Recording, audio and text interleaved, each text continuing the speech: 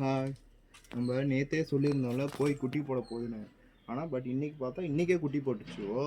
அதோட குட்டியோட கலெக்ட் பண்ணி தான் வச்சுருக்கேன். பாருங்கள் குட்டியே இருக்கு பாருங்கள். கோழி கப்பியோட குட்டி. குட்டியை பார்த்துட்டிங்க. இப்போ பேரண்ட்டை பார்க்க வேணாம்.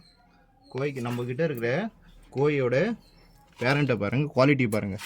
ரெட் கலர் பேட்டர்ன் பாருங்கள் எந்த அளவுக்கு ரெட்டாக இருக்குன்னு.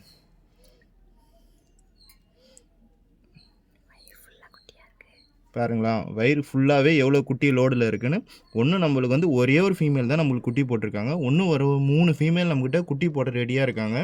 அவங்க குட்டி போட்டோன்னா ஒன்றும் நம்ம டப்பே பார்த்தாது அந்த அளவுக்கு குட்டி போடுவாங்க. அவங்க இவ்வளோ குட்டி இப்போ தான் ஆரம்பிச்சிருக்காங்க. குட்டி ஒரு மேக்ஸிமம் ஒரு 10 குட்டிக்கு மேலே தான் போட்டிருக்காங்க.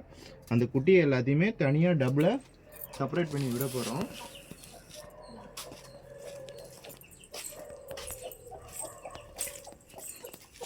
நம்ம அதுக்குன்னு ரெடி பண்ண டப்பு இதுதான். இந்த டப்பில் தான் இந்த குட்டியை ரிலீஸ் பண்ண போகிறோம்.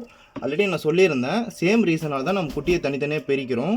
பெரிய தொட்டியில் விட்டால் குட்டி சர்வே ஆகாமல் நம்ம இறந்துடுவாங்க. அதனால தான் வந்து சின்ன டப்பில் அவங்க வந்து சீக்கிரம் சர்வே ஆகிடுவாங்க. அதனால தான் இந்த குட்டியை சின்ன டப்பில் விடுறோம். நெக்ஸ்ட்டு வந்து இந்த குட்டியோட அப்டேட் வந்து நெக்ஸ்ட்டு அப்டேட் பண்ணுறேன்.